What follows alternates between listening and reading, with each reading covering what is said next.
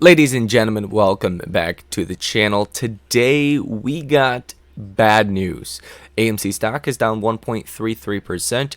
The broader markets are in the red as well today. This is, really bad news. I actually think it's worse news than the markets are giving it credit for.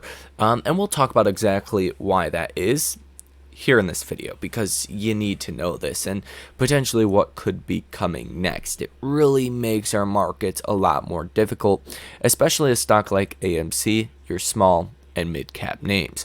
Now beyond that, we will go over everything specifically with AMC stock that you need to know today as well. So hit that like button as well as subscribe to the channel. Let me know what you think about this information down below in the comments section. So it has to do with the economic calendar. It was not good today. Okay, not good at all. If we take a look at PPI, it's PPI that's the problem. So PPI came in month over month on your headline at 0.3%. The estimate was positive 0.1%. So that's, not great. That's a miss, right? PPI is a little bit hotter than expected, but it's actually core PPI that is the really bad part of this report, because last month core PPI was negative 0.1%. The estimate was positive 0.1%, the same as headline. Core PPI came in at 0.5% positive. That was much higher than expected. Now, PPI can lead into PCE very easily. So this is a pretty strong heads up that PPI coming out next week is probably going to come in hotter than expected. And PCE is really the thing that the Fed at this point is focused on. The Fed acknowledged on the last press conference, Jerome Powell, that CPI is not really a good measure of overall inflation, that they like to use PCE because CPI can incorporate food, energy, right? And even core CPI to some degree still incorporates those kind of things. That's why the Fed likes to use PCE, and PPI and PCE have a very strong relationship. So not fantastic. Now, Michigan consumer sentiment, and I do, again, think that, core PPI coming in so much hotter than expected is actually worse news than the markets are giving it credit for today. The markets are to some degree brushing this off, at least for the most part, but I actually think it's really big news. Now, or really bad news, I should say. And we'll talk about when the markets might actually realize this here in just a few. We also got Michigan consumer sentiment that came out today at 79.6. The estimate was 80, so you came in lower than expected on consumer sentiment. 5-year inflation expectations came in line with estimates at 2.9%. Michigan consumer expectations came in at 78.4, which was better than 76.5, which was the estimate. Current conditions came in at 81.5, estimate was 82, and 5-year inflation expectations jumped to 3% from 2.8%. So better consumer expectations. Current conditions also remain strong. No change in 1-year inflation expectations, but 5-year inflation expectations did rise. So overall, I would say it was kind of neutral, slightly negative for the Michigan consumer sentiment.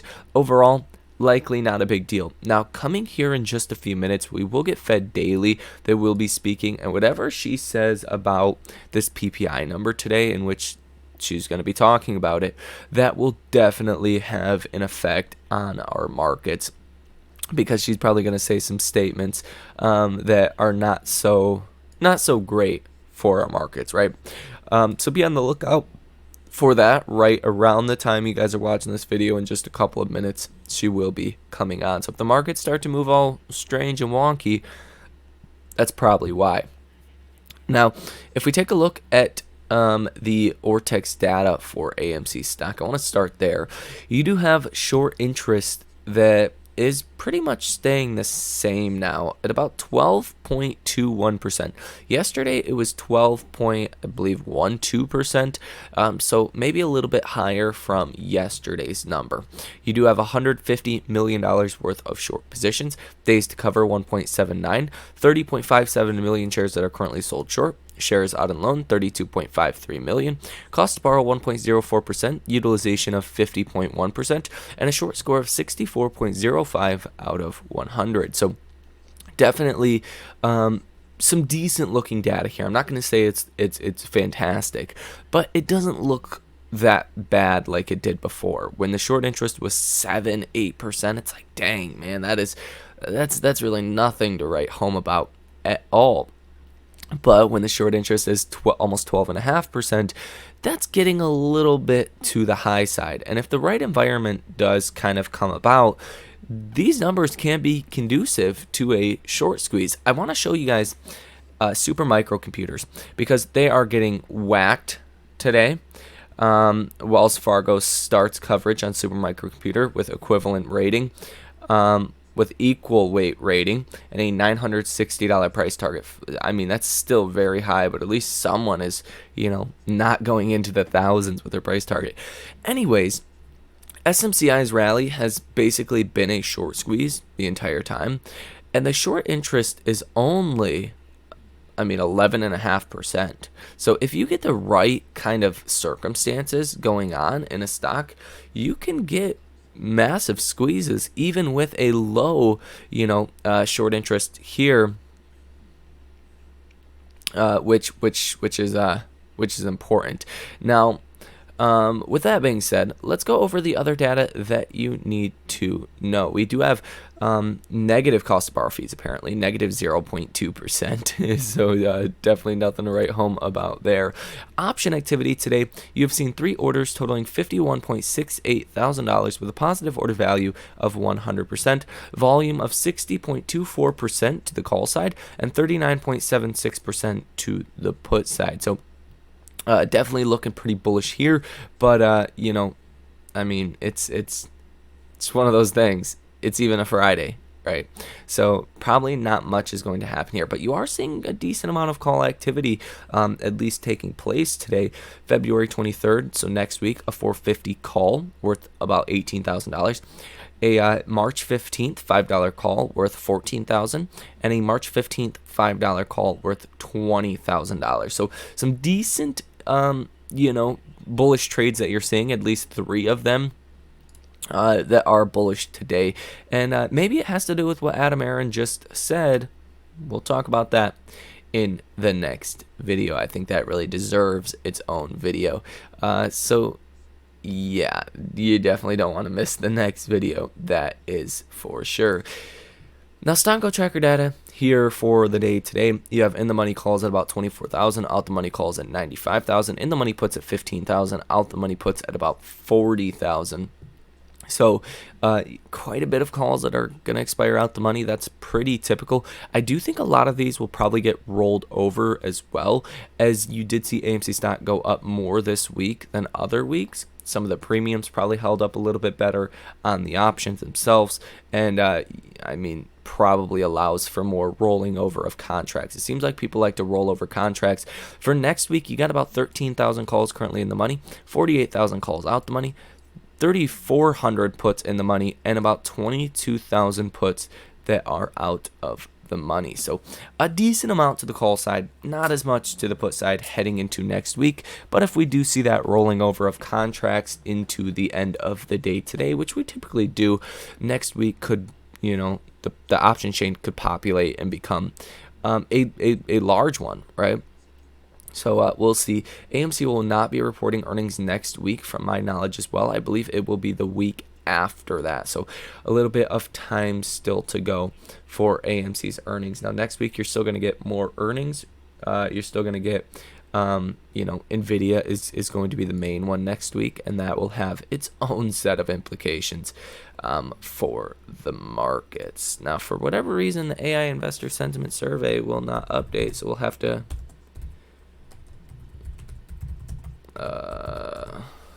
go ahead and reopen this if it'll open. and apparently it will not open. Strange. We should have got an update on that yesterday, so it's very, very weird that the page won't even open. Nonetheless, let's take a look at what markets are pricing for Fed policy.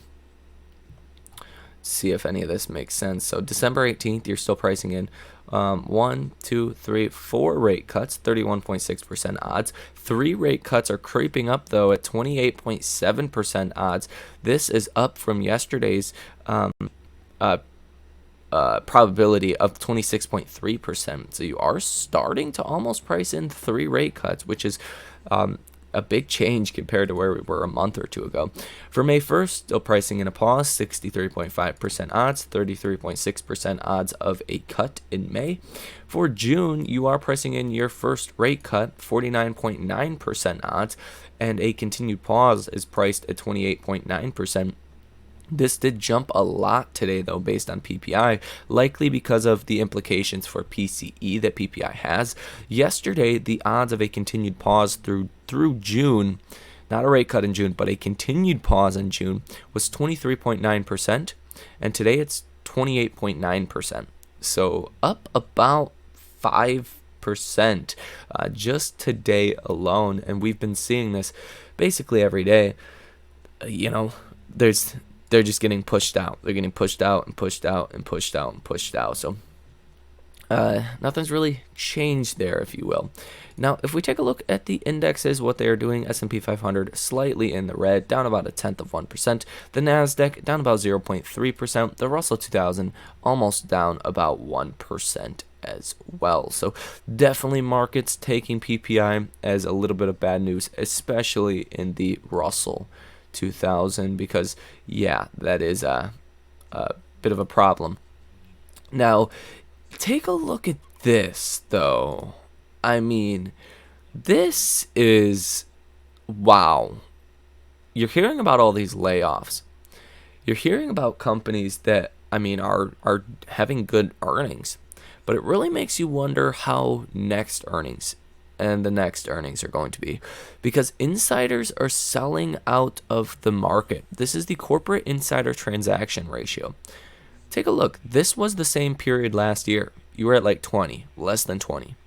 Now you're at 140, right? So you are seeing 7 times more selling today than you did, back then. Massive amount of selling you are seeing from insiders. Now, these are not employees working on the lines, right?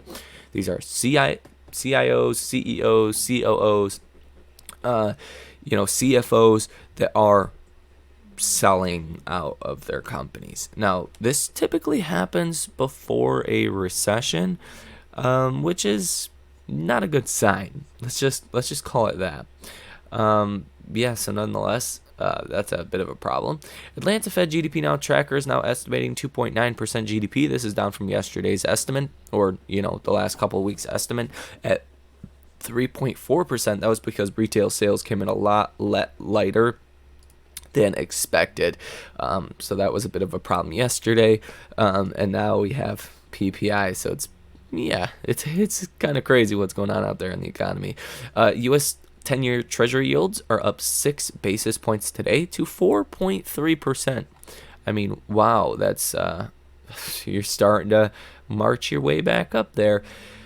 10 and 2-year yield curve inversion is inverting more. You're now inverted 32 basis points, which, as recently as the end of January, you were inverted 19 basis points. You're starting to get a little bit more inverted, which is actually good news for the recessioners out there, because when the yield curve goes positive, that's when the recession is likely already here. Now, AMC Stock still not doing terrible on the day today, given all of this bad news, especially, again, PPI and 10-year Treasury yields being up and continuing to climb. AMC stock is only down 0.82%. Considering all the bad news, this is actually pretty dang good for AMC. Now, if you look, the 50-day moving average is here at about $5.20 per share. I think that's the next level of resistance we hit. If you do break out above that, that's where things can get really good, potentially rally to that 100-day moving average. which is currently at $6.91 per share. It'll probably come down here in the next week pretty aggressively, and then maybe it'll be in the mid sixes. And then if we can break out above that coming on earnings or after earnings, then then we can target some even larger upside. Now, the RSI is at 55.92, which is pretty much neutral, and the MACD line is slightly in the positive. At least that's what it looks like to me, or about to go positive. The yellow line is above the blue line, so that's overall good news. So let me know what you think about this information down below in the comment section. Hit the like button as well as subscribe to the channel. You guys have a great rest of your day, and I will see you in the next one.